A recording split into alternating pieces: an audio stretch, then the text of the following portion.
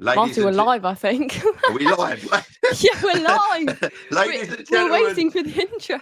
boys and girls, sorry, I thought there was going to be a small intro before we went live. Welcome to Wednesday night's Marty Ella show with Oh, Marty God. and Ella. So before I introduce Ella, guys, please hit subscribe.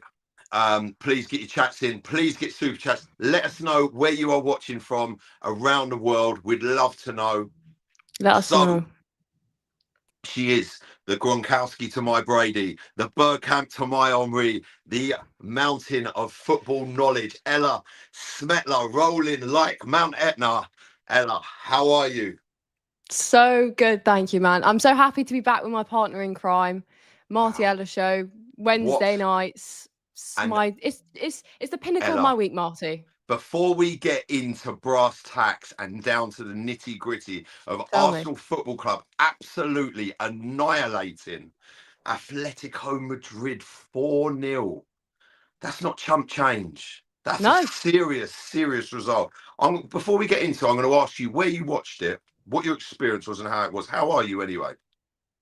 How am I? Yeah, Oh, good, thanks. Yeah, very good. I mean, good. football definitely helps. And I'm sure you're feeling the same because when I spoke to you this Amazing. morning, you were in a pretty good mood.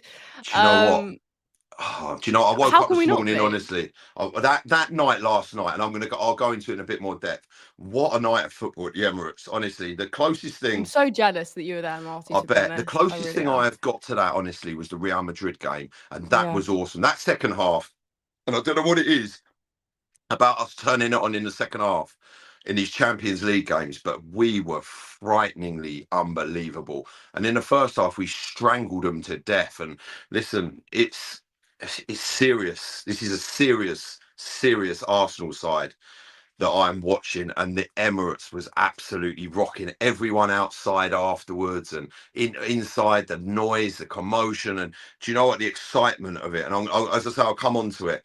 So obviously today, can Arteta lead Arsenal to historic double? Now, a Premier League and Champions League double. How awesome would that be? Well, in theory, it would be lovely. But as an Arsenal fan, Hmm. during my experience of being an Arsenal fan, I particularly over the last couple of years, I'm not going early on all of this stuff. What I will do is appreciate good football and great results and acknowledge that we're doing things right. Yeah, But like these sorts of conversations, I can't have these, and I can't let myself think about it until probably really. like March-ish. What? It's, Do you know? March is so Okay. early, like It's that. so early. But Ella, the thing with that is, do you know what? I enjoy the journey. Obviously, you need the destination to be correct, but Yeah. it is about enjoying the journey. And do you know what? I'm just going to put it out there. Last night, I don't know how any Arsenal fan could not just enjoy that single moment right there. That it was Of course, beautiful. of course. Like as a Uh, moment, but Marty, we've been hurt before. I We've know, been hurt but before. look, it happens, but that's what we're going to delve into, Ella. So, look, no Cecil and Curtis's live show last night, obviously due to the game. So, big up to Curtis and Cecil. I hope they're keeping well. I spent a bit of time with Cecil last night, and we were talking about the game, and it was fantastic. So, Ella, Everyone's just on what I cloud want to nine. know, right, is where you watched the game, right, and talk me through that game for you last night, because I've been speaking to a few Arsenal fans today, and obviously their experiences of it. Some were at the game, some watched it at home, some watched it in pubs. And I've had a completely mixed bag of opinions and stories, and some fantastic stories as well, by the way. But they were all fantastic, and they were all jubilation, and they were all full of really positive Arsenal fans today. And obviously all the stuff that I've seen on social media, I think people are really starting to stand up and take this Arsenal team seriously. And before this game, I think there was a lot of doubts about Arsenal, and I think certainly against Fulham we shut a lot of people up because we showed them we could win one way, and that was ugly again. Mm. And then last night we could, the champagne football is here. So let's talk through your experience last night. I want to know. I love these football stories. I feel like this is gonna be quite underwhelming for you, unfortunately. I Really? was literally just watching it in my room. It wasn't very exciting. So, there's no like pub story or like limbs with my mates. Yeah, I know it sounds a bit sad when I say it So like Ella that. just got a pot noodle out and just flicked the TV on, and that was it. She sat there in an Listen, Arsenal this is the shirt. life of a uni student, guys. Get to Yeah, yeah, know. yeah, But yeah, listen, it was still great. I was still admiring the champagne football, as you said. yeah, mate. Um, But if we delve into the actual game in itself, I was looking at some of the statistics from yesterday, which I don't know if you Okay, had a look at. I have, But yeah. I think it kind of tells the story of the game quite well because, Yep, in the first half, we just about had more possession. We had 55%. We had 2 shots on target to their 0. So, like, not a whole bunch created, really, but I think we were better on the ball than they were. yep, And then in the second half, we actually had less possession. Atletico Madrid had yep, more possession than us, but we had 6 shots on target to their 1, and we generated 1.68 xg.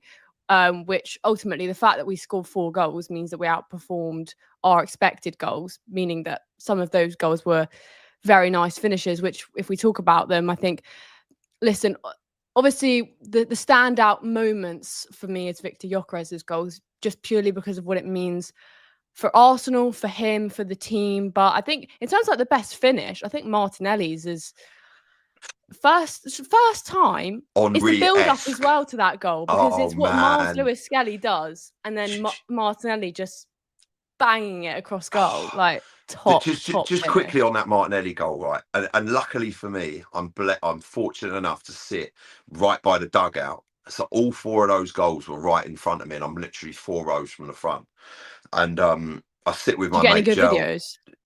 Do you know what? Right. Don't have your phone I, out at the Nah, games. do you know what I got? What it is before the game, I every intention, right? I have every intention to do TikToks and all this, and before the Yeah, games, film everything, and then on the way out to the stadium, going into the stadium, I get to going into the stadium, and I just get eaten up in the atmosphere, and I rate that though. I immerse myself in the Emirates and Arsenal Football Club, You've and got to live in the moment, I the phone think. goes down. I Yeah, generally put it on silent, and I don't yeah. look at it, and I try and stick it away. And I have every intention to film everything and then put together these amazing videos and put them out for everyone to see. But I just get that's what I've lost my voice as well. Literally last night, I was just shouting and screaming, That's and a good sign though. I lose myself in football and afterwards as well. Like I probably, if you, I don't know if you might have seen the fan cam that I'd done on AFTV. I was like literally, I was just all, I was just I was on cloud 9. I was on another planet, just with the emotion, the furore of what we're seeing at the Emirates. I've waited 20 years. I've seen this stuff. Like I saw this stuff 20 years ago at Yeah, well, I Highbury. haven't really seen this I stuff, know, to be honest. and This is the it thing, I takes haven't. and then I saw it in the 90s. I saw it throughout the 90s in 91 and stuff like that. And it just took me back. It takes me back to those places where I just get this raw emotion of overwhelming sort of spirit and belief in this football club. And I love it. I love this football club. I watch every game. I have done for years, and it's to see what I'm seeing now after all these years of hurt and pain. Like like you said, you've seen basically Arsenal at their worst, and that apart from some FA Cups, Yeah, which you listen, some of them were really good games, but these teams which were just had a really weak, soft underbelly, and yeah, they could just get broken down at any one time through a variety of calamities that would happen at any given moment on the pitch. And we just don't have that, and when I look at the wall, you've got this back four and Raya, which I'll come on to a bit more and break that down. It's amazing, and so yeah, no, I have got a few. Do you know what? I actually took one of the videos I did take, actually, to be honest, was David Raya, because where I was to sit in front of him, like whenever we're down the other end, this guy literally stands halfway line. over the halfway line Oh, in their half. really? Like he is literally in, and I've got a video of it, and I'll show you. And it's like there's David Raya, and there's the goal. But listen, he doesn't pick the ball out of the net. I think it's hilarious, and he goes on these little sort of excursion that he went on last night. And Oh, he bloody hell. One do of you know what those. that's very like Manuel Neuer. And Manuel Neuer used to do this. Don't forget, this guy hasn't faced a proper shot, and this guy is a top goalkeeper. He wants some action. And I know it Yeah. sounds mad, but as a goalkeeper myself, I kind of understand that, where you want to make a few saves, you want to be in the game. Everyone else is getting loads of glory, and you want to you want to be involved. So he goes looking for a bit of trouble, and he finds it. But the ball, it was madness. But the thing with David Raya is when you get those mad moments, the ball doesn't end up in the back of the net. So look, listen, let's not make a habit of it. But I've seen Manuel Neuer do it time and time again. So you watched it at home and Yeah. kick back and then obviously. So what did you think of the game? Yeah, I mean, I think first half we were good, not great, but I think you we definitely deserved that first goal. So Okay, when we scored it, I think it came at a good time early on enough, kind of in the second half that you're thinking, well, come on, like we can go for a couple more, which we obviously did.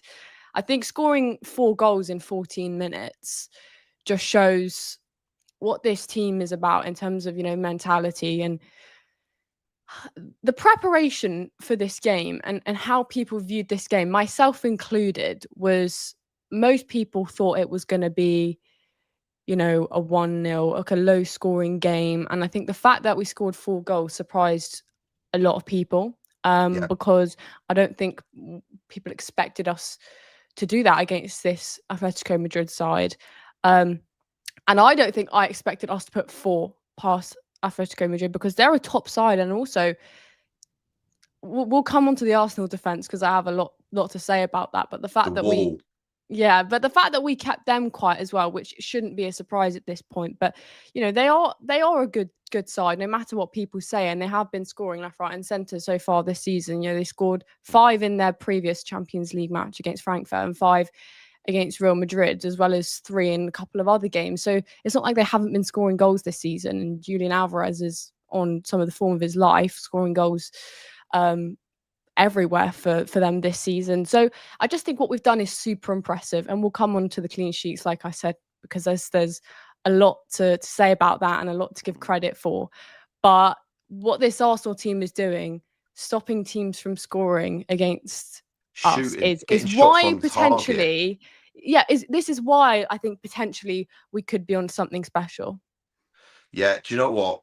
I think you're completely right there. And for me, you talk about the first half, and I kind of see it slightly differently from a lot of other people. And what we're doing and what I'm seeing is, and what I saw at that game was complete and utter domination.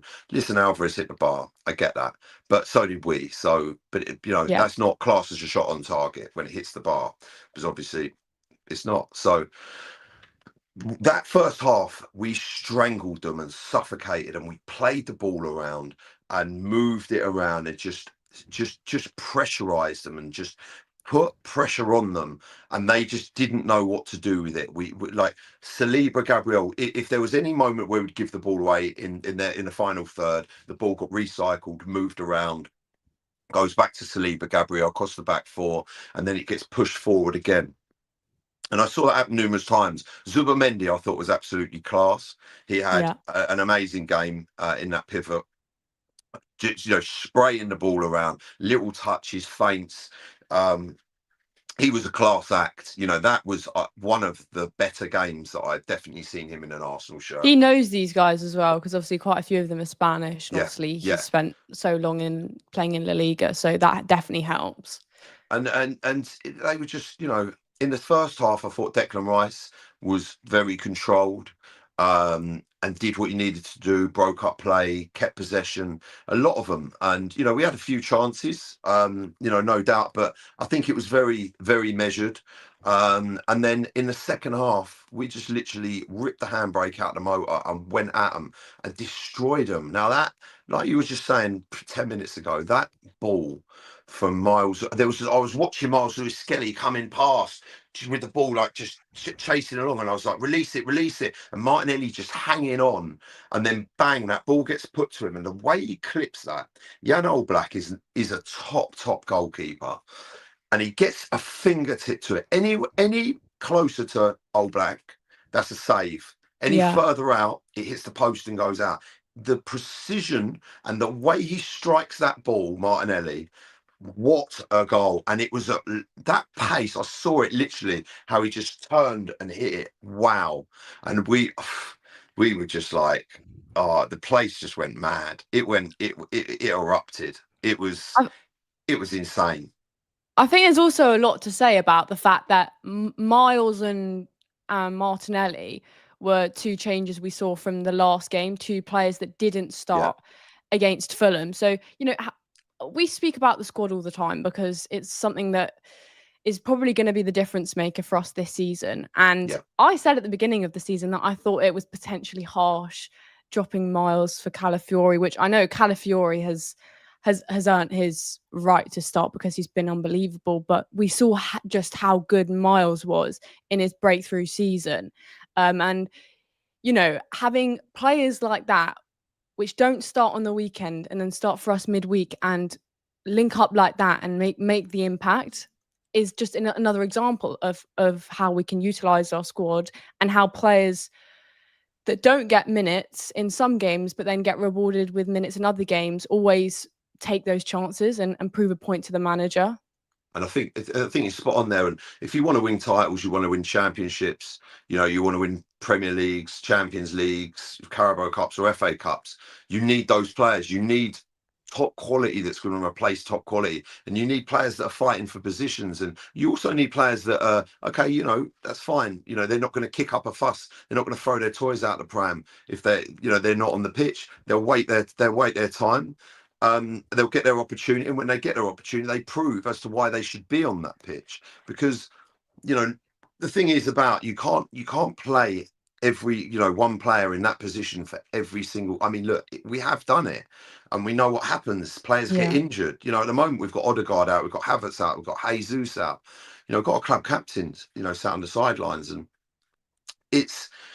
You just that's what happened. You redline these players. We've done it with Saka. We've got Madueke out as well. That is what happens when you put too much pressure on playing one player all the time. Now to be blessed with having, who do you play? Calafiori or Miles Skelly, and they both perform. I mean, Calafiori, why I don't see it, he got rotated. That is the true definition of rotating squad players. Is Calafiori played and was phenomenal against Fulham. So Mikel Arteta knows from last season that Calafiori was slightly injury prone and redlined him by playing him on a Saturday at 5:30 kickoff on a Saturday against Fulham in a tough game where he marauded that pitch and he was everywhere. And then to play him on a Tuesday Champions League game against a top Atletico Madrid side that is set out very well, that has lightning quick players like Julian Alvarez, Griezmann, albeit he came on as a sub, and Conor Gallagher can't even get in the team, who's the top operator. You're up against that sort of quality of player. You need to. Playing players too much. It's like, for example, look, I kind of feel for Crystal Palace in a way, and I'm not going to jump too far ahead.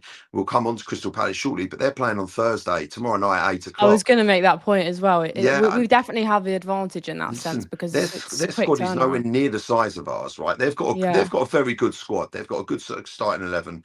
They've got very good players, but they're playing on Thursday at 8 o'clock, and they've got to come to the carpet on Sunday afternoon at 2 o'clock. That means really they've got Friday and Saturday, and then they're coming to a ground which teams ain't scoring at, and the Premier League leaders, and we're going to be up for it. And we played last night, so we're going to have an extra 2 days on them. The guys will be at home, kicked back with their feet up, watching them play. So these things in these competitions are important. That fixture is going to go in our favour, definitely, with that time period. But I it's how great is that? I've been waiting for this sort of levels of depth in squads. In this squad for years, even last season we didn't have it. Look at the players we had injured last season. We kept getting injuries because the players that were fulfilling those roles had to keep on being played. Now we can rest Calafiori because it's not just Calafiori we've got in that position. So it was fantastic. It was a pleasure to watch. And do you know what? From every moment, I went into the studio and we done the pre-match, and then I remember walking down to the Emirates, last night, getting in the atmosphere outside.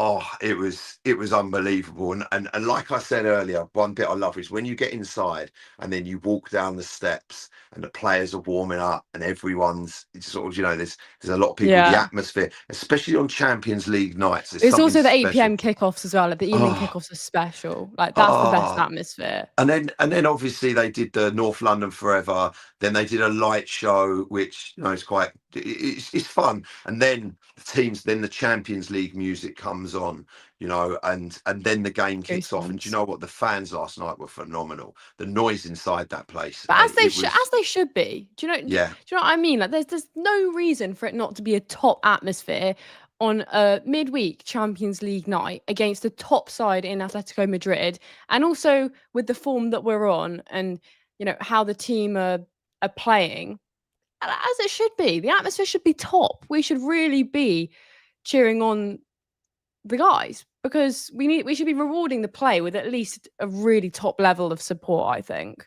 The thing is, as well, Ella, is we've waited years. I remember. I remember when the stadium was built and Arsene Wenger promising these sorts of nights, and he didn't say, "Oh, these are going to happen in a season or two." He said this stadium will be built and so that we can compete with the likes of your Bayern Munich, your big guns, your Real Madrids, and then obviously now we're in a place where we can put these teams to bed. I mean, that performance last night, if you look at it realistically, obviously, because it's Arsenal, everyone go, oh, that Atletico Madrid side, then they're not at the best. They're not at their best. It's Yeah, they're rubbish. It's they're absolute fourth in the league. rubbish. But listen, they just absolutely destroyed Real Madrid 5-2. And Real Madrid, it's Real Madrid you're talking about. But also And the Liverpool game, I think Liverpool went 2-0 up and then they clawed it yeah, back 2-2. So they're definitely no pushover. they're not at all. And it's Diego Simeone. He knows football. And you could see it when I was watching him on the sideline, right from the off. Simeone literally shouts for everything. There was a decision, and Simeone's in the ref. He's he's all over him, and that's what he's like. He's an intense guy. I think also as well we had the blessing, should I say, of Andrea Berta. For him, he probably most of those players on that pitch for Atletico Madrid, he probably signed. So he would have known them very well. He would have known Diego Simeone very well. And Mikel Arteta, big credit to him. He looked very much to have had Diego Simeone's number last night in the way that they stifled him in the first half and then just let rip in the second half. And what I want to talk about is Declan Rice and these set pieces. Like that first goal, like I've heard a lot of this after the game outside the stadium. So there were a couple of fans there, and couple of them sort of Arteta out, and one of them who's just done Oh my God. a huge heel turn. Like he was Arteta's biggest supporter. But Like there are he was. people still outside after yesterday going Arteta out. Not saying Arteta outright, but they were still arguing the point that it's not sustainable. And my argument to that is this, mate, it's not recycling. It's not, there ain't like three bins. You've got the green one, the blue one, and which one you put your paper in and all that. Listen, not sustainable. Don't forget, when I hear words like that being used in football, especially what you've got to consider is we've been doing this set piece thing for years. This isn't a new thing this season. This isn't a new thing last season. This was, Nicolas Jova brought this in, but well, not specifically him. Play to your strengths in football. When you've got players like Gabriel Magalhaes, you've got William Saliba, you've got Mikel Moreno, even Victor, I say Victor Yeah. Gyokeres, you've got No, these, yeah, absolutely. you've got these guys that are good. Like I think Gabriel Magalhaes quite possibly is unplayable in certain situations, one defensively and two offensively, when balls come into the box, like we saw against Fulham, the flicks the ball on Trossard, just taps it in at the back post. And then we saw it again last night where Declan Rice literally knows the exact axis of where to stick this football It's and crazy. where Big Gabby's going to be, and Big Gabby just runs in and wallop. And The thing another about it thing, is, though, sorry to interrupt you, but it's the fact that every team this season and even last season as well that is playing against us will know that we are good at set pieces, so they will prepare for set pieces because they know how we utilize them. So they'll practice that, and when it comes to a corner or a free kick, they'll look at Gabriel in the box and they'll be like, "Listen, we know that this guy scores quite a lot. Let's watch out for him." The fact that teams defensively still can't seem to stop us from scoring is ridiculous because everyone knows what's coming. Like, you okay, know, Declan Rice is going to put a ball into the box, and either, Gabriel or Saliba or one of them is going to try and get on the end of it, but it just can't be stopped. so exactly what you're saying there as well. And I'll tell you what, also other teams know. And Sorloth last night, they're number 9. Funny enough, who used to be at Crystal Palace years ago. Palace got rid of him because he wasn't scoring enough, and he definitely knew about Big Gabby because, Of again, course. in the first half, I was watching. The defensive line, and when Old Black would take goal kicks, he'd punt it up the pitch, right? And you see Sorloth going up for the header, and he'd look and take a check because he knew this big man mountain was literally coming straight in behind him to clatter him. And he would every single time Gabby would be over him. And as a it's quite intimidating. I mean, we saw what happened to Gyökeres against Athletic Club, where Big Gabby literally stuck the nut on him and split his head open, like Yeah. really, really badly. Like it was Yeah, it was a nasty. nasty little It's gash. Yeah. really nasty. No, it was very nasty. It's not a nice cut to have. And he you could see the fear. You can see the fear in defenders. You can see, he was like constantly looking around, and William Saliba as well. I'll tell you what, I'm not sort of talking about like saying shirt pulling, but as a defender, it's important to be aggressive, get involved, and to really sort of manhandle your opponents. Not to where you're fouling them, but you let them know that you're there. Aggressive football. So it's like it goes back to that weak underbelly that I speak about that we used to have. We don't have that anymore. You don't look around that pitch and just think, "Oh, this player's lightweight," or it was like teams gone by where we just get bullied off the ball or we just concede a load of goals. I just don't see that with these guys. I do think that so much credit has to go to Arteta for the team that he has built, and obviously it has taken time for this team to be completed, and is it even fully complete? You could argue, is there going to be a left winger as the final piece to the puzzle maybe next season? But our back four, I think we bought each of our back four, obviously Timber and Calafiori, Gabriel and Saliba, for about an average of 30 million Yeah, each, which is ridiculous. yeah, Because in this market, listen, we just bought Mascara for 13 million. He could have been sold for 25, like probably he could have easily, gone for that. easily, So the fact that easily. we've bought Gabriel and Saliba for that sort of money, and they've gone on to be the current best centre back partnership in football, I would say. I just think so much credit because listen, even when you think about when we first bought Gabriel, and he's having multiple loan spells, he doesn't get No, his. Saliba. Was it not Gabriel as well? I'm No, we pretty. bought Gabriel, and he went straight in. I'm pretty sure Gabriel also. Maybe I'm wrong. Maybe it was Saliba, but the fact that he went out on loan a couple times and Yeah, like didn't get the initial breakthrough, had to go out, develop, yeah, and now he's like a world class centre back. Just yeah, shows that like Arteta had seen that, he knew, yeah, which is 100%. ridiculous. 100%. And even if you look at like Gabriel, I was saying this to someone else. If you look at like Saka, Odegaard, Gabriel, Ben White, there are quite a few players around that 20, was it 21, 22 season, and they look young. They look young, but when you look at They these are guys, young. and well, I mean, they're still young. Well, still young compared to me, but yeah, I look around at this side now, and they look like mature men. They look like physical adults, and it's like Gabby. Yeah, Gabby last night was unbelievable, unplayable, and to get score a goal and assist and to keep a clean sheet on a night like that is absolutely phenomenal.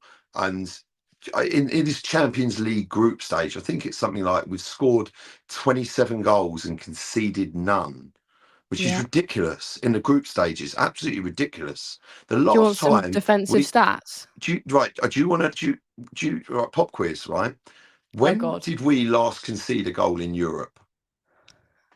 Um. Well, probably PSG. No. Yep, Yeah. last season. That's the Yeah. last time we conceded a goal in Europe. And considering that's 3 games, I find that mind blowing. I Yeah. really It do. We is. played 12 games this season. We conceded 3 goals, took one from open play, which is Erling Haaland. The other one was Szoboszlai, which is a fantastic free kick. It's Ridiculous. it's unreal, absolutely unbelievable.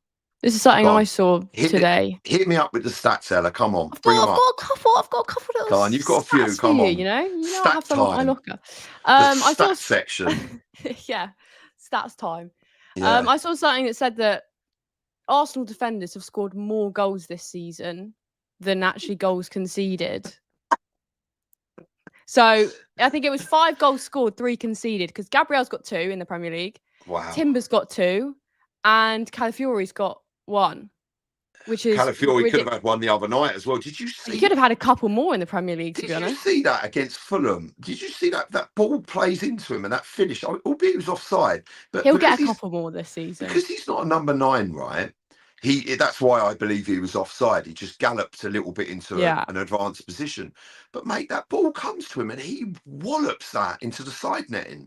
And I was like, "Are you sure?" Like I was like, "This guy is something else." And He does in like that a shot in on that goal. game as well, he was like playing as a number 9, as a number 10, as a right winger, as a left back, a left winger. Was there a position on that pitch that he didn't cover?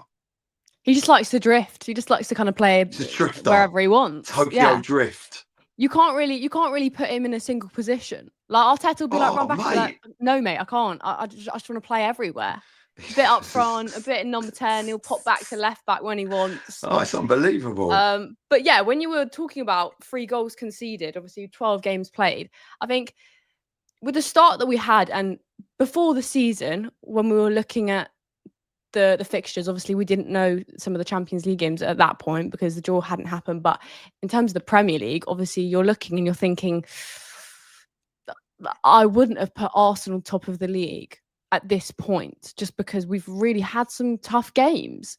And like we said, the fact that we are not conceding goals and we're not conceding shots on target Do you know means what? that we can afford to win games 1-0 like Fulham. And I think that's the one thing with that game. I know it's frustrating to watch, Really? but we Was can it? afford a little bit. Do you think? Like you said it yourself. You said we won a bit ugly. Yeah, but do you know what? Okay, so I'm going to go into this, right? So Arsenal, for me, can win of one of 2 ways. That basically we play one of 2 ways, and that is it. We win ugly by playing the teams like your Manchester Uniteds Mm-hmm. or your Fulhams, where we're not silk, smooth, slick passing football where the ball gets sort of played around. It's little bit disjointed, but we defend and we suffocate them and we kind of bore the life out of the game. So nothing happens. No, in a way of shots on target, and then we just pop up with a cheeky set piece. It's in the back of the net, 1-0 to the Arsenal, job done. Or Yeah, I don't there's mind it. this routing teams where they just get similar sort of suffocation strangulation technique, and then they get routed in like the fever the first, the second half, or bit of both, and they're game over, and that's it. And they know, and they whether we leave their place or with the points, or they leave our place with their tail between their legs, and that's it. And it's something else. It really is. It's I get it. Look, I will take 1-0 every single week, boring Of course. football. If we're getting the points, this season is Of about course. getting the job done. End of. I'm not like last night was a bonus. The fantastic football, it was a It's a bonus. luxury. It is a Yeah, it was a luxury. luxury. And listen, I don't expect that every year. I just expect the results. I want the results.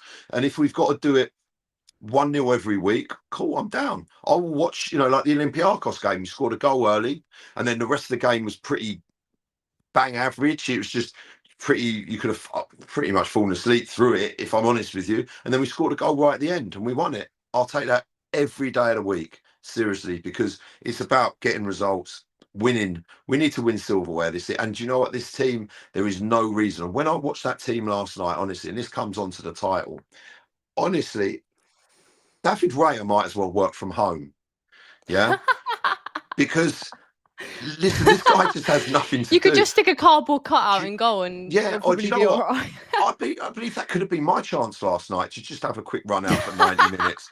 Do you know what I mean? Because there was nothing Give to it to one of do. the like under 14 lads and No, do just, you know, I'll let. have a run out, man. I'll have a run out. Get me on there, because there was nothing to do anyway. So I couldn't have messed it up because all you had to do was stand there because Saliba and Gabriel, Miles Lewis Skelly, and Julian Timber done a lot. And then in front of them, obviously, you've got Mendy and Rice. They just kept it at bay. So, that's the maddest thing about it is, teams to think, it took 77 minutes for Atletico Madrid to register a shot on target, actually on target, Yeah. not hitting the bar or anything like that, but actually on target. And then there was another, and this is again what I love about David Raya.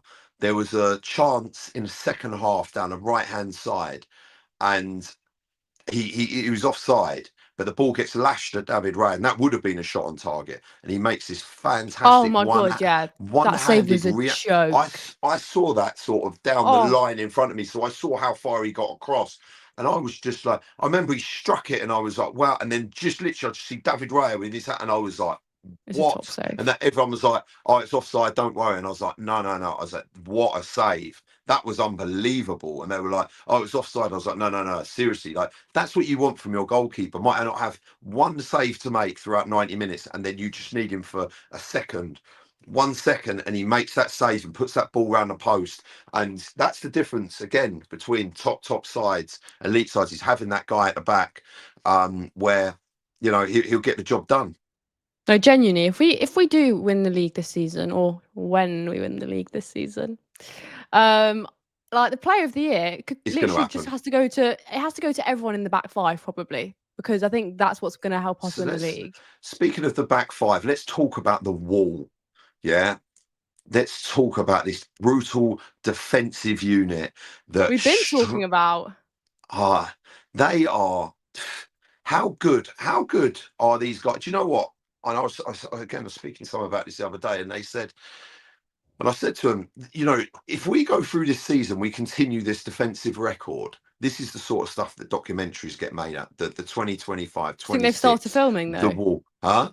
you think they've started filming though? I think they have. I think they know. I think they know. And the thing with this wall is Oh, you can take bricks out of the wall and replace them with other bricks, and it's still rock solid. And that's what we saw last night. They are just absolutely, do you know what? Watching a defense like this and defenses do win you titles. And I remember I said this a while ago, it was in a fan cam actually, and I said we could go on and equal, if not beat Chelsea's defense. And everyone's like, don't jinx it, don't jinx it. And I was like, no, no, I'm not jinxing it. I'm just saying what I see in front of me. And this defense is to get excited about. And the reason why it's not been an overhyped Arsenal fan, as people saying a deluded Guno and all of this, and Arteta sexual and all this rubbish, right?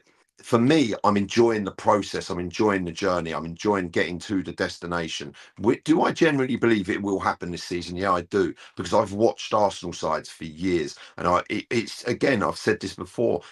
I simulate it to that side of the 90s, 1990, 91. It's very, very similar to that in the way that we play football. It's the Arsenal way. What I'm seeing is Arsenal's identity. This football that we're seeing is 1-0 to the Arsenal. This is Arsenal Football Club.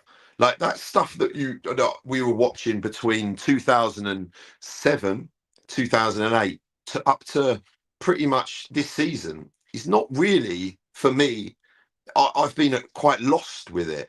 You know, this takes me into those years. That's why it's so exciting. And listen, I understand things can happen in football, but when you've got the squad depth that we've got, as long as Mikel Arteta finds a way to keep these players motivated throughout the entire season, I don't think there's going to be really any problems.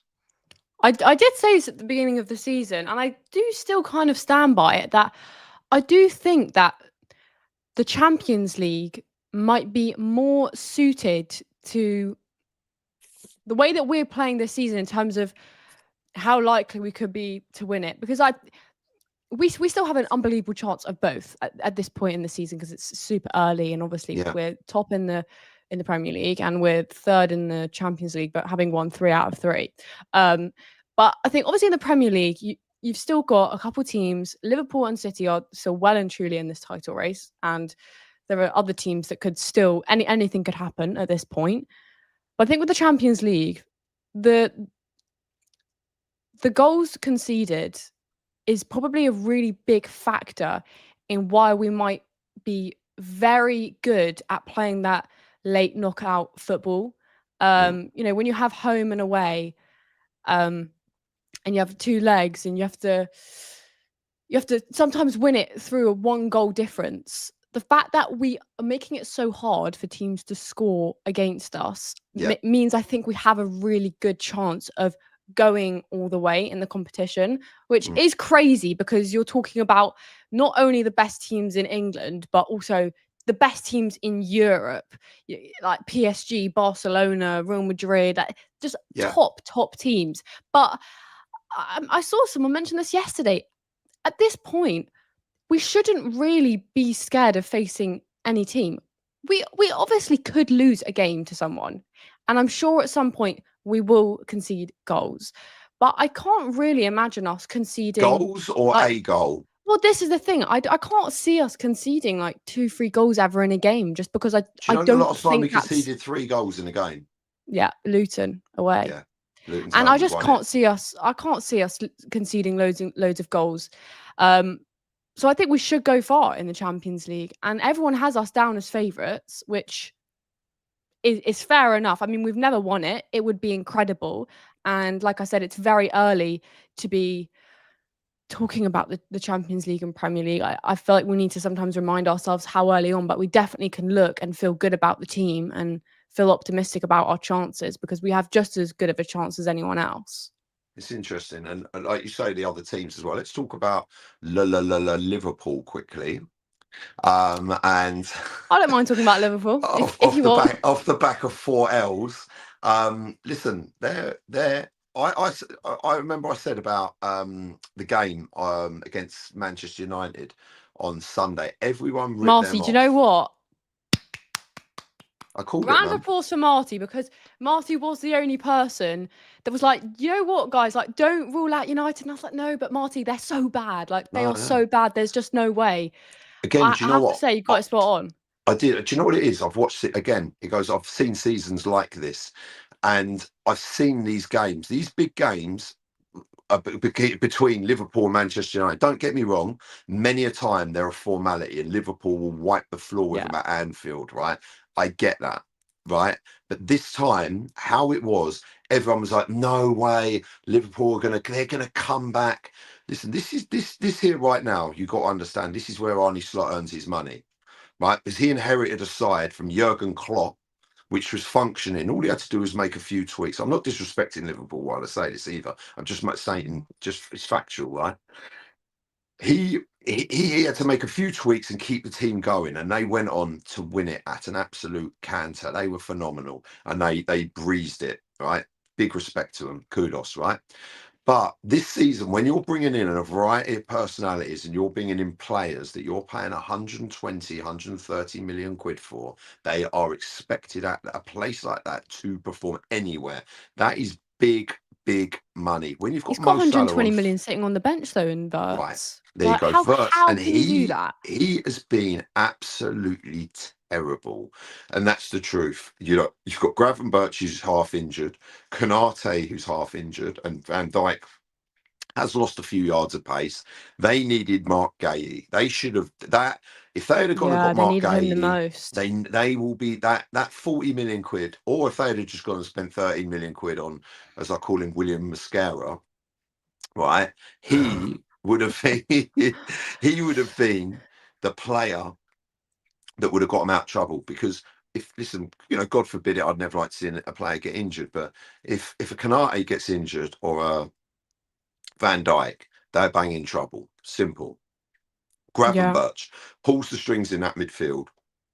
Okay, they've got players that can play there. But the pressure they're under now, it was like he started with Isak and he's got Ekatike on the bench, who was arguably one of their best players this season. He And sticks he him on hit the the ground bench. running like And then immediately he since coming literally in. he came on, he hit the ground running. Gakpo was lucky. I think he was lucky to get that equaliser. And if you watch I it, don't think he was lucky though, but no, do you know he had what? like 3 chances where he hit the No, post that he definitely do you know deserved the what? goal. Gakpo's a top player, but if you watch that goal, he nearly puts it wide. He nearly, if you watch it, comes across, he nearly I puts don't it know, he wide. does. It was in front of an open goal, Ella. It was in front of an open goal. But he But went in the back of the net. yeah, I know. But the game that Gakpo was having, honestly, was not up to his standards. There's something not quite firing with those guys right now, and there isn't. And it was like you look at the Burnley games and the games they've nicked them. They've nicked them at the end. Fair play, and people say that's what championship winning sides do, and I understand that. But I think Arnie Slot is really going to come in for an interesting bit of the season right now. And I think Well, and listen, it's hotting up for a serious title race. this links very much onto our later segment though, so I don't know if I want to It delve too does. much into this It does. before. First and foremost, I just wanted to say actually quickly. So if you haven't already, guys, check out Forever Arsenal. It's got a new look. Robbie Lee, Curtis, and Jack. If you haven't, check out today's episode, which got released. It's absolutely brilliant, actually. And fair play to Robbie for switching up the cast and getting some new faces in there. It's an absolutely phenomenal podcast. Big up to those guys, lead judges. Curtis, nice to see him in there. And Jack's come in and done an absolutely sterling job. And that is the one thing I love about Robbie. That's why he's the man that can, because listen, he's done an awesome job to get that up and that new fresh look of it. And yeah, what a great podcast. So guys, check that out. And yes, that brings us very nicely. Well, do we want to do that or do we want to preview Palace quickly? What do you want to do first? Let's do this, then we'll preview Palace. Sounds good to me. Come on, let's bring it in. So that time of the week where hero of the week and villain of the week. Howler. Howler of the week. I'll let you have it. Sorry. Do you know what? I'm still reveling in last night's glory. So, hero of the week and howler of the week. So, ladies first, hero of the week for you this week, Ella, is hero of the week. It had to be for me, Victor Gyökeres. And the reason why I've gone for Gyökeres, it might seem obvious, but I think having seen improved performances of him recently, I think you could tell that goals were coming. And I was asked about Gyökeres after Fulham. I was asked, am I worried? And I said, no, I'm not worried, because this is why you need the eye test in football. If you've been watching him play, you've seen that he's been playing really well and the goals feel like they're coming. And they did last night. And his last goal obviously was Nottingham Forest, so it's been a bit of a while. There's been a bit of a drought for club and country. But like I said, I'm not worried because he's getting himself into really good positions. He's working really hard on the pitch. Arteta notices it. I notice it when I'm watching the games. And I think his hold-up play has been exceptional. Those 2 goals last night were absolutely deserved. And I think you look at how much that meant to him. You look at his celebrations. You look at the way that the team celebrated with him. I think more than anything, it looked like they were saying, like, you deserve this. Like, thank you for your hard work and for helping us on the pitch. Now this is your moment. And I think it's so important for his confidence. On that picture right there, that is everything. You want me to run it back? Hold on. Run that picture back. Right? Yeah. That is everything that I love about Big Gabby, right? And I was that was in front of me, right? You know Gyökeres. the reference, obviously, right? Oh man, yeah, of course, man, yeah, yeah. It's Of the course you do. Batman, right? So Batman to Bane, yeah, and No, but it's the fact that he pulled that celebration against yes, I know, Sporting. I know. A good sporting, yeah, 100%. No, that is what makes it so good. And the thing with that, when that goal, he puts that goal in, and then you just see Big Gabby running along, I giving know, it that. so good. It was hilarious. I saw it. I was like, mate, this guy is absolutely. And he was like, you should have seen his character when he was doing it. He just didn't give an F. He was just like, I just, yeah, it was brilliant, absolutely brilliant. So Marty, you tell me your hero. my hero of the week, I'm going. Listen, I've said it 1,000 times, and I can't not. The wall, The the wall. wall, the The wall, wall. the wall. That is my hero of the week. This back line is very, very, very quickly becoming probably the favourite part of Arsenal Football Club, and probably the most important part. You know, you if you want to build a house, you build it on rock solid foundations, and we have in these two guys absolute rock solid foundations. They are a class act, the best defensive pairing in Europe, hands down. And that is a Completely. fact due to the fact they don't put their goalkeeper under pressure. If their goalkeeper wants a bit of pressure, he'll go and seek it out himself, right? That's what he does. These guys are legit. And I'll tell you what, we are lucky to have, and they are the foundation of potentially we could this Arsenal team now by adding to this team bit by bit and keeping everything in place, we could see a dynasty going on here where we just go and win things for the next 5 years. You That is think how about the serious. contracts as well. You know, like the fact that both of them have signed, they've 100% spoken to each other. Their relationship, like I couldn't imagine having one and not the other. Yeah, And I think they like how each other work so much. I think they're actually mates off the pitch as well, and they really get on. The fact that they have such a good chemistry on the football pitch is definitely a huge part as to why they both signed new contracts. Like that is crucial. definitely, 100%. And obviously, we brought Mascara in, and then Saliba's followed suit, signed the contract, and listen, the future looks bright. Looks pretty The good. I future can't looks lie. good. So yeah, that's my hero of the week. Howler of the week. Would you like to go first? Yeah, well, we've spoken a lot about it. I've gone for Slot, but to be honest, I could have gone for Liverpool. But I want to give a bit of context, obviously, because there is there might be a mini crisis, but Liverpool are not in a major crisis. They're still only a couple points off top. Yes, they have won. Sorry, yes, they have lost 4 games in a row, which is slightly concerning. But they're by no means out of this title race. They're well in it. But I do think that the reason why I've picked him is because I think Liverpool have been slightly exposed recently, and you spoke about those games where Liverpool were winning it in the last moment, and let's be honest, that's not sustainable. It's not. I think a big problem with Liverpool recently, and I think something that has caused frustration within the fan base, has sometimes been team selection, and obviously that does come down to Slot. You talk about players like Salah, which he almost seems undroppable, but he shouldn't be, because if the player's not playing well, there's no reason why they shouldn't be dropped. And I think he has been dropped tonight for Liverpool. They're playing at 8 o'clock. And that's obviously a big statement. I think some things do have to change in the team selection. A lot of people want to see Isak and Ekasike up front, which, listen, why wouldn't you when you've got 2 unbelievable strikers? But I think they're a top team with top players. But I think there is pressure on Slot now to really step in as a manager and turn this form around and really, see why he gets paid the big bucks and see why he's at Liverpool. Like I said, it's no crisis, but I think he's under a little bit of pressure now. Yeah, fair play. Good shout. Tell me your howler. Go for it. It's a bit different to mine, but it is sticking with the managerial theme. It is indeed. So this guy, he makes it in here for his second appearance, actually, and I do fear. Deserved Well, second I do fear that appearance. he might not be in here again unless No, someone else hires him and he goes out the door. And no, it's he's our not good. getting hired anytime It, soon, Marty. it's our good old mate Big Ange Big Postanoglu. Ange. Yeah, Ange Ball strikes again, and this guy, there you go, head in his hands. He has been guilty of crimes against football, this time for Nottingham Forest, and not winning one game at all with these guys, and basically nearly single-handedly doing his level best to get Nottingham Forest relegated from the Premier League, which is a feat in itself, you know.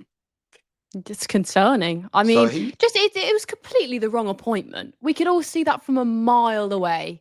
yeah, The logic obviously was to bring him in to then win the Europa League, but it's just it's all wrong. He got it so wrong, Marinakis, and at least he's realised that quite quickly. he has indeed. So, I just, you know what, I tell you what an appointment. To get him in and then realise he's not your guy. I think he probably thought that he was going to win him sort of European glory, and then Well, realised, oh, do absolutely. you know what, here, mate, we could end up getting relegated. And obviously, how it happened, you lose at home 3-0 to Chelsea, and apparently there was stories that he didn't even get out. They had a bust up in the tunnel. Apparently, he wasn't actually intending to sack him. What I've heard, he wasn't intending to sack him. They had a bust up in the tunnel, and he got a bit shirty and had a bit of a tear up, and then he's basically told him to sling his hook, and that was it. Game over. See you later. And Well, I yeah, heard it was literally like he went into the dressing room, made well. Listen, Marinakis, they zoomed in on like the 60th minute, was not in his seat. I said it. I said in that exact moment, he's in that like crisis board meeting where he's like, "This guy's getting sacked." Because if the owner's not watching the game and he's not sat in his seat, that's a very very bad sign. he was That's not a good preparing his look. P45, Listen, that guy was just couldn't get him signing out the it, door quick enough. sealing it, and just about to deliver it. Sean Dyche should hopefully keep them up. Their team has been underperforming. Like they've got a good team, they've got good Mate, players. Nuno So got him into Europe. I don't get it. it's I crazy don't how get things it. can I turn don't get around it. so I don't quickly. get it. But hey ho, is what it is. We move on. So, social media moment of the week. Well, it can only be one thing. This has been doing the rounds a lot on social media. Obviously, there was one very big game on Sunday that made Arsenal fans very happy. And after the game, Bruno Fernandes puts this picture on his Instagram story. Now, I had to, I had to have a little look. So, United fans have actually given Harry Maguire the nickname Harry Dino, basically, because he's been clutch in a lot of moments. And I'm pretty sure he's also got a Maradona nickname as well. But this picture had been doing the rounds. It's actually quite a I think scary that's image. brilliant. It's I quite think that is scary. absolutely brilliant. Do you know what? I saw another one of those with Harry Maguire's face on Diego Maradona. Yeah, I just said he's. I think he's also got a Maradona nickname as well. But obviously, having gotten the winning goal, the edited pictures have just been flying all over the internet. And this guy, by the way, Harry Maguire, yeah, is clutch. Really, really clutch. I think he actually majorly deserves his flowers. I'm going to give Harry Maguire Oh, some serious ne- flowers. and never did I think I'd hear the same words of Harry Maguire and clutch He in the is. same Marty, how many sentence. times? How many times has he saved United? So many. Mate, he The has honestly, revival of like, his fair career, play. I'll give you that. Marty, he I was on will his give way you that. out. He was on I'll his give way you. out of the team. And now he's He's winning them back. goals in like the He's last minute. he's back with a bang. Listen, Yeah. he's a really important player for them. I think he deserves a lot of credit. I Do you really think he do. just quick on that? Do you think he gets in the England squad? Well, you have to think about centre back options. Potentially. I mean, if there are a couple, I think it's probably dependent on injuries though and availability because he doesn't get in over Konsa, I don't think. Why can I not think of who the other starting centre back is? Can't think. Who is it? Do you know? Do you know what? It's really bad. I literally can't even think. My brain's just stopped I'm going working. to be honest with you. I don't actually But really I don't watch. think he starts for England. But there's no I reason why he probably couldn't be watch. on the bench. I probably watch more international football. Gay, Mark Gay is the other Oh, of starter. course, it's not Gay. He doesn't Um, get in over Gay or Konza for me. But there's no I reason actually, why he if I'm couldn't be on honest the with you, bench. I don't really watch that much international. I probably watch more other international football. I.e., I like watching Really? Spain. Yeah, Spain. Than or Netherlands as opposed to England. If I'm honest with you, I just think football's a lot better. And Fairs. that's it. Yeah, just listen. I do watch. I did actually watch the last England game, but yeah, I'm not a huge fan of it. We all know that anyway. So quickly before we move on to the next segment, I know where we're running out of time, so we're gonna have Yeah, to breeze through this preview we'll pretty rattle quickly. through. So guys, let us know in the comments. Please get your super chats in as well. And any comments or questions that you have to ask myself and Ella.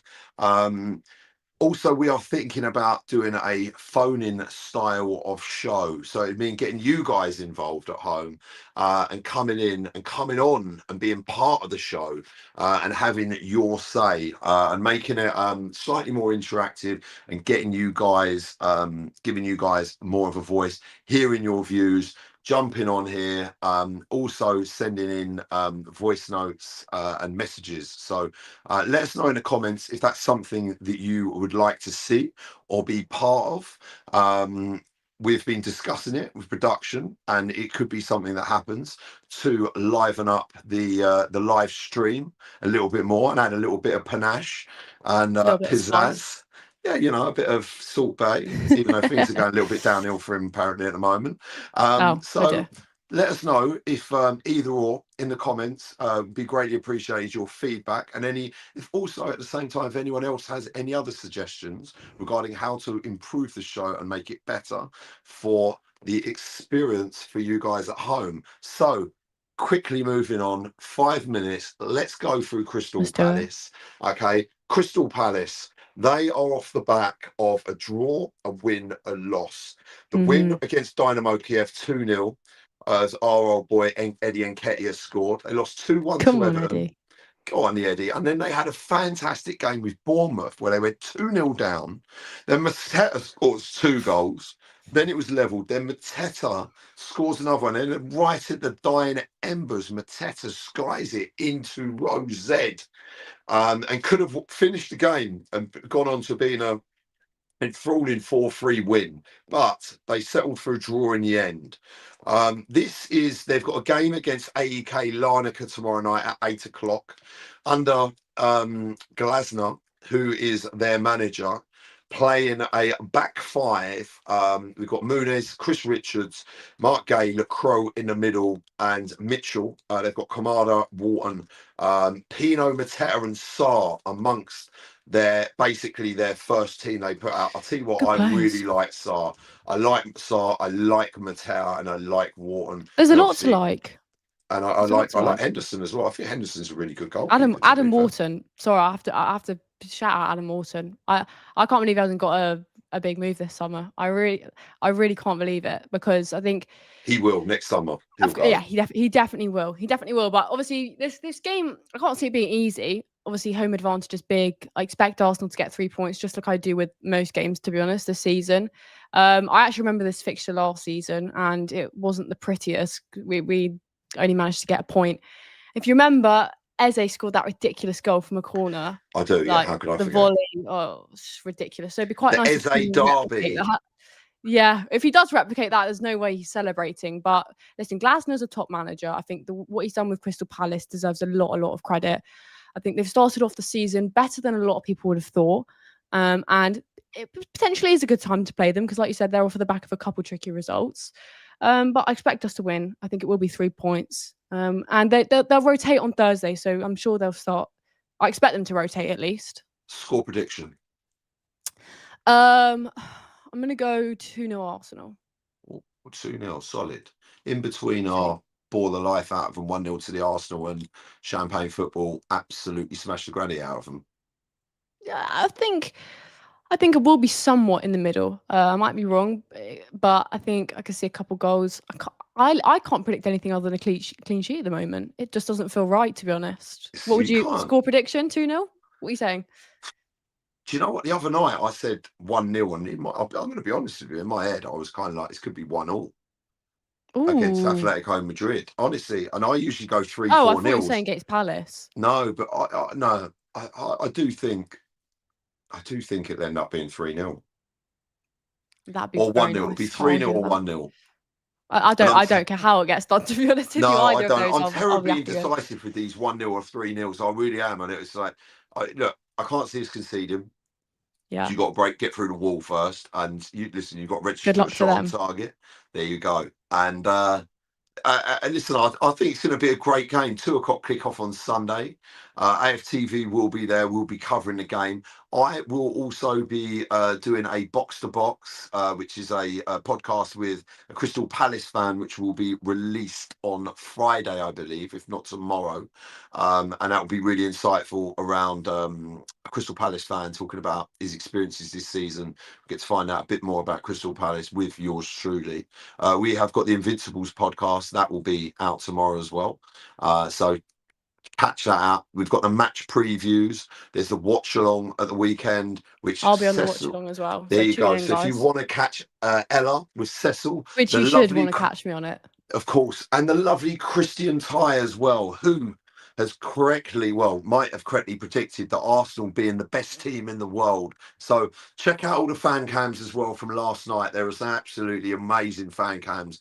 And there was one that I was talking about where with Ryan C and Hugo. Check that one out as well, because it's quite funny.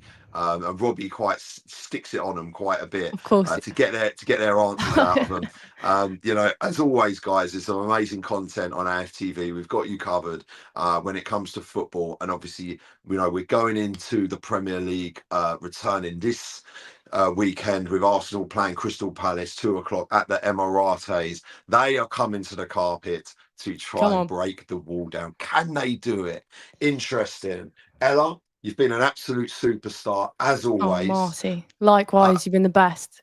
Thank you very much. You say the nicest things. Unfortunately, we have good fun on this show. We do. I enjoy it. It's a midweek part of my week that I look forward to, and I'm like, do you know what? It's going to be a bit of fun. So, yeah, like I said, guys, as well, please subscribe, hit the like, and if you've got any ideas and suggestions for the show, please get involved. Let us know what you'd like to see, if that's a phone in or you guys getting involved through some voice notes that we could play throughout the show, etc. Let us know. Yeah, thank you very much, Ella. Unfortunately, we're not going to be back here next week because why? Boo. It's got a certain Champions League game. It's not. It was international. Oh God, I bottled it. Come on, Ella. Listen, I can't keep up. There's so much football. There's so much going on. Ella, it was in the notes. Was it? Listen, Martin, there's so much football, man. We planned this for 5 days, this whole show, Ella. We literally, piece by piece, brick by brick for 5 days. And then right at the last hurdle, the Carabao Cup, haven't we? It just went. Ella, I don't know. Yeah, my head's elsewhere. I know. You're in the Liverpool game right now, aren't you? I'm back at Atletico. I'm in the Atletico Madrid game right now. You're in the Emirates right now, last night's game. You're in row 6, block 4, right? Watching in the second half, Gyökeres stick that ball in. Yeah, I'm 70 minutes in right now, so yeah. I love it. Brilliant. That's absolutely brilliant. Listen, you've been a superstar, Ella. Thanks everyone for watching. Really appreciate it. I hope you've had fun, and we will look forward to seeing you not next week, but the week after. Also, catch Cecil and Curtis. They'll be on next Tuesday. They'll be back. So yeah, been an absolute pleasure, guys. Take care. Stay safe. I've been Marty. She's been Ella. This has been AFTV Wednesday night Marty Ella show. See you later.